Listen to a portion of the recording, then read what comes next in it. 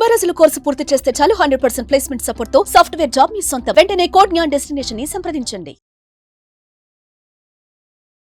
నమస్కారం గురుగారు. నమస్తే అమ్మా. మహాశివరాత్రి రోజు ప్రతి ఒక్క భక్తుడు కూడా ఆ శివుణ్ణి ఏ రకంగా ప్రసన్నం చేసుకోవాలని ఆలోచిస్తూ ఉంటారు. ఏ రకంగా మనము శివుణ్ణి ఆరాధిస్తే శివుడు ప్రసన్నమయ్యే ఛాన్సెస్ ఉన్నాయంటారు గురుగారు? ముఖ్యంగా ఎవరైనా సరే అమ్మా, శాస్త్రపరంగా ఇలానే స్వామిని పూజించాలి, ఇలానే స్వామిని అర్చించాలి అని ఎక్కడ ఉండదు.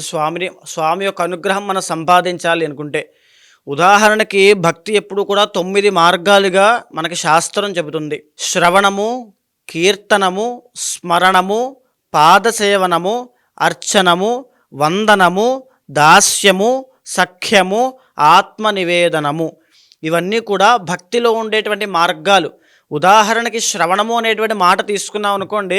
పరీక్షిత్ మహారాజ్ అనేటువంటి ఒక ఆయన ఏం చేశాడంటే, స్వామివారి యొక్క కథలు ఒక యోగంలాగా, ఒక అనుష్ఠానంలాగా, ఒక సాధనలాగా స్వామివారి యొక్క కథలన్నీ వినడము, ఆ వినడం ద్వారా ముక్తిని పొందాడు. అంటే మీరు ముక్తిని పొందాలి అని అనుకుంటే ఇలానే పూజ చేయాలని ఎక్కడా ఉండదు.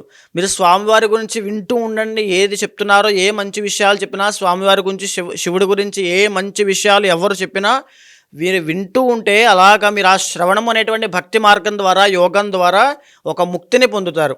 కైలాస ప్రాప్తి అనేటువంటిది మీకు కలుగుతుంది.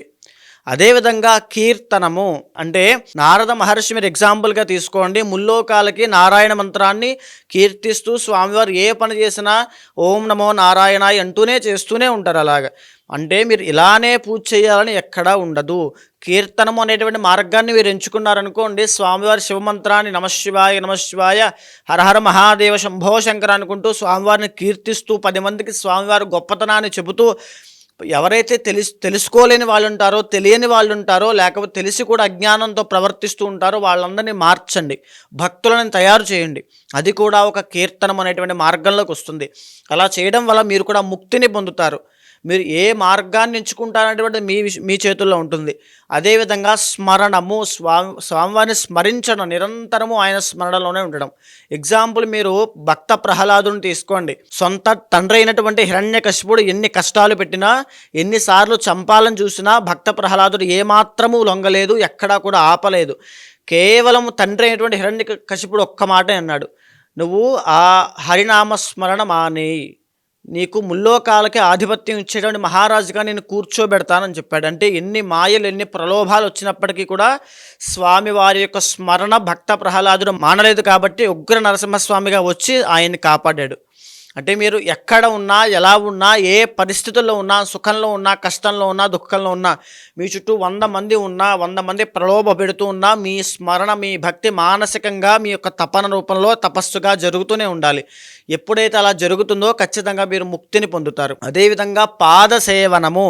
ఉదాహరణ లక్ష్మణుడు తీసుకోండి. విష్ణుమూర్తి యొక్క అంశ అయినటువంటి రాముడికి, అంటే మనం ఇక్కడ మానవ అవతారంలో అన్నగారు అయినటువంటి పెద్ద ఆయనకి, రాముడికి పాదసేవ చేయడం వల్ల ఆయన ముక్తిని పొందాడు. అంటే గొప్ప స్థాయిని, కీర్తిని సంపాదించుకున్నాడు.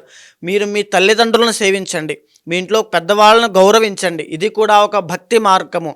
సో మాతృదేవో భవ అని ఎందుకంటారంటే, మీ తల్లిదండ్రులను సేవించడం వల్ల ఆ సేవలోంచి భక్తి అనేటువంటిది మీలో ఒక చైతన్యము, మార్పు, వికాసం అనేది వస్తుంది. అది మిమ్మల్ని ముక్తికి దారి చూపిస్తుంది. అదేవిధంగా అర్చనము అంటే మనం చేసేటువంటి పూజలన్నీ కూడా, సో ఏంటంటే ఏ పూజ అయినప్పటికీ కూడా మనం ఒక అర్చన అనేటువంటి చేస్తున్నాం అనుకోండి, అభీష్టాలు సిద్ధించడం కోసం చేసేది అర్చన. పూజ అనేటువంటిది పూర్వజన్మ వాసనలను తొలగించేటువంటిది పూజ. ఇలాగా మీకు ఏ కోరిక ఉన్నా, ఏ సమస్య ఉన్నా, ఎలాంటి దోషం ఉన్నా, నాకు ఇది కావాలి అనిపిస్తున్నా వీళ్ళని అడుక్కోవాల్సిన పని లేదు. డైరెక్ట్గా స్వామివారికి ఒక అర్చన, ఒక పూజ, ఒక సంకల్పము, ఒక ఇష్టి అలా పెట్టుకుని చేయగలిగితే ఖచ్చితంగా ప్రతీది కూడా నెరవేరుతుంది. ఎలాంటి కోరికైనా స్వామివారే ఇస్తారు తప్ప మనం వీళ్ళని బ్రతిమాలుకోవాల్సిన పని లేదు. అది అర్చనము. అర్చనం ద్వారా పృథు మహారాజు అనేటువంటి ఒక ఆయన ఎన్నో రకాల ఐశ్వర్యాలు పొందాడు, చివరికి ముక్తిని పొందాడు. ఈ అర్చనం అనేటువంటిది కూడా ఒక భక్తి మార్గము. వందనము. నిరంతరము స్వామివారికి దండం పెట్టుకుంటూ వందనం చేయడం వల్ల ఎంతో గొప్పదైనటువంటి కీర్తిని, గొప్పదైనటువంటి స్థాయిని, గొప్ప మార్పులని మనలో మనమే చూస్తాం ఒక గొప్ప చైతన్యాన్ని. ఎప్పుడైతే చేతులైతే దండం పెడతామో మనలో ఉండేటువంటి అహంకారం నశించిపోతుందండి. మీరు గమనించండి, అందుకే వందనం అనేటువంటిది, ఈ యొక్క నమస్కారం అనేటువంటిది మన భారతీయ చిహ్నంగా మారింది. ఎప్పుడైతే మనం భగవంతుడికి వందనం చేస్తూ ఉంటామో, నిరంతరము దండం పెట్టుకుంటూ ఉంటామో, ఎక్కడ కనిపించినా మనం దండం పెట్టుకుంటామో, అది కూడా ఒక ముక్తికి తీసుకెళ్తుంది. ఒక భక్తుడు ఇలానే ఉంటాడు అని చెప్పి ఎక్కడా ఉండదండి. కాళిదాసు ఒక భక్తుడు అవ్వచ్చు, రామదాసు ఇంకొక భక్తుడు అవ్వచ్చు. ఆయన ఎంచుకున్న మార్గం వేరు, ఈయన ఎంచుకున్నటువంటి మార్గం వేరు. అదేవిధంగా దాస్యము అంటే ఉదాహరణకి సేవ చేయడం అని అర్థం అండి. అంటే మీకు ఎలాంటి డబ్బులు మీ దగ్గర లేవనుకోండి, స్వామివారికి పూజ చేయడానికి డబ్బుల్లో ఏమీ లేవు, ఏదో గుడికి వెళ్ళారు, స్వామివారికి ఏదో గుడి వెళ్ళారు, అక్కడ ఏదో కాస్త తుక్కు ఉంది, బాగా లేదు, డస్ట్ ఎక్కువగా ఉంది, స్వామివారికి సేవ చేయండి, అంతా గుడి అంతా శుభ్రం చేయండి. ఏదో విధంగా మీ శక్తిని స్వామివారికి సేవ రూపంలో అందిస్తే అదే భక్తికి తీసుకెళ్తుంది. ఆ దాస్యము చేయడం వల్ల ఎవరు ముక్తిని పొందారండి? హనుమంతుడు, గరుత్మంతుడు. సో హనుమంతుడు రాముల వారికి సేవ చేసి ఆ దాస్యం చేయడం వల్ల ముక్తిని పొందాడు, గొప్ప స్థాయి కీర్తి ప్రతిష్టలు వచ్చాయి. అదేవిధంగా గరుత్మంతుడు విష్ణుమూర్తి అవతారానికి వాహనమై ఆయనకి దాస్యం చేయడం వల్ల ఆయనకి కూడా గొప్ప స్థాయి కీర్తి ముక్తి అనేటువంటిది వచ్చింది. తరువాత సఖ్యము అంటే స్వామివారితో స్నేహపూర్వకమైనటువంటి మనం మెలగడం. ఉదాహరణ అర్జునుడు తీసుకున్నాం అనుకోండి, ఇక్కడ స్వామివారు అని అంటే ధర్మము అని అర్థము. ఇక్కడ మహాభారతం మొత్తానికి కృష్ణ పరమాత్మ ధర్మానికి ప్రతీక, అర్జునుడు మన జీవుడు, మన మానవ స్వరూపానికి ప్రతీక. ఎప్పుడైతే అర్జునుడు కృష్ణుని పట్టుకుని ఉన్నంతసేపు విజయాన్నే పొందాడు. అంటే ఏ మనిషి అయితే ధర్మాన్ని పట్టుకుని ఉంటాడో ఆ మనిషి విజయం పొందుతాడు అని చెప్పడానికి అదొక ఉదాహరణ. అంటే మనం ధర్మంతో సఖ్యం చేస్తే భగవంతుడు మనతో సఖ్యం చేస్తాడు, అంటే మనతో స్నేహం చేస్తాడు. ఎప్పుడైతే ధర్మో రక్షతి రక్షిత అని అంటామో, మనం ధర్మం వైపు నిలబడితే ఖచ్చితంగా మనం ముక్తిని పొందుతాం. అది కూడా ఒక భక్తి మార్గము. మీరు ఏ దేవుడిని పూజించాల్సిన పని లేదు శ్రీ గారు, మీరు ఏ భగవంతుడికి పూజ చేయాల్సిన పని లేదు.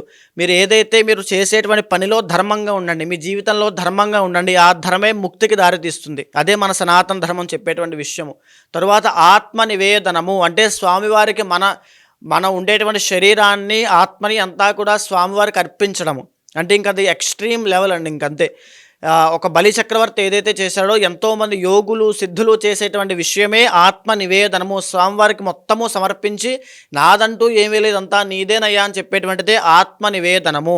ఇలాగా భక్తి 9 రకాలుగా ప్రతి ఒక్కరిలోనూ ఏదో ఒక భక్తి అనేటువంటిది మీలో ఉంటుంది.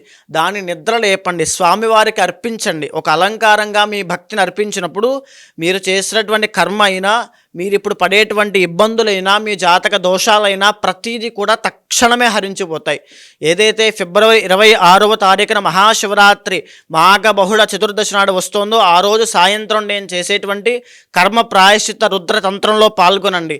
ప్రతి ఒక్కరూ మీరు చేసేటువంటి మీ భక్తిపూర్వకమైన ఏదైతే మీరు చేయగలరో దాన్ని చేయండి, తరించండి. ఎవరైతే దాంట్లో పాల్గొంటారో వాళ్ళందరికీ కూడా పాప ప్రక్షాళన అనేటువంటి జరుగుతుంది. మీరు చేసిన పాప కర్మంతా ఆ రోజుతో తొలగిపోతుంది. మనం చేసేటువంటి రుద్రహోమాల్లో మీ యొక్క కర్మ, మీ సమస్యలు దగ్ధమవుతాయి. అక్కడి నుంచి మీరు కోరుకున్నటువంటి అభీష్టమైన కోరికలైనా, ఎన్ని రకాల సమస్యలున్నా ఒక్కసారి కర్మ ప్రాయశ్చిత్త రుద్ర తంత్రంలో పాల్గొన్న తర్వాత ప్రతి ఒక్కరికి కూడా కోరిన కోరికలు సిద్ధిస్తాయి. అమ్మవారి యొక్క ఆది దంపతుల యొక్క సంపూర్ణ అనుగ్రహం కలుగుతుంది. మరి పూజకి సంబంధించిన డీటెయిల్స్ కావాలి అనుకునే వాళ్ళు మిమ్మల్ని ఏ రకంగా సంప్రదించాల్సిన అవసరం ఉందంటారు గురుగారు? కింద కనిపించేటువంటి నెంబర్కి కాల్ చేస్తే మా వాళ్ళు మీకు పూర్తి వివరాలు అందిస్తారు, తెలుసుకోవచ్చు తప్పకుండా. ధన్యవాదాలు గురుగారు. నమస్తే.